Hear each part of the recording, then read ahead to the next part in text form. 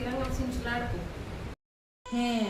ఎందుకు లెక్కలు లేని దానికి ఉన్నాయని ఇట్లు చూసుకుంటాను ఇట్లా కుప్పలు కుప్పలు కసం అంతా మన ఇంటి కాడి పెడతా ఉంది. అందుకు అంత కసం ఎట్లా వస్తుందో తెలుసుకోవాలి. పద్దనికి 3 గంటలకే లేకపోతే సొంత కసం అంతా ఎత్తేసినా మళ్ళీ 5 కసం అంతా గిడ పడి ఉంటుంది. ఎట్లా వస్తుందే అవి ముందరికి కూడా వెళ్ళే ఇంటికి ఇట్లా అంట ఇట్లా అవి ముందరికి కూడా రావు ఇంటికి లెక్కలేని దానికి ఉన్నాయని ఆ పక్క పోయి చూసొస్తాను. ముందు నేనేంటి ఫస్ట్ ముగ్గేస్తాను. ఆ పక్క ఎట్లా ముగ్గు వేసినారు చూసుకొని మళ్ళీ నేను వేసేది. నేను డిప్రెషన్లోకి పోతానపా అని అంటుంది. మళ్ళీ ఆమె పోయేది పోతుంది. కనీసం ఒక మాటనే పిలిచాలి కదక్క. నేనేమన్నా పోతానా?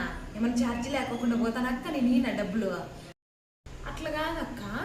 మనము యాడికి పోయినా ఏమన్నా పిలుచుకొని పోయినాం. ఎక్కడికైనా యాత్రలు పోయినా స్వాములు పోయినా యాడికి పోయినా పిలుచుకొని పోయినాం కదా. పోయి అక్క ఏం చేస్తుందా చూడిపో. బాబా ఎగురు బాగా ఎగురు మీరు చెప్తానండి అమ్మకి పంది ముఖం దానా. చిన్నక్క ఏం చేస్తుందా చూడిపో పాపా చూసిరాపో.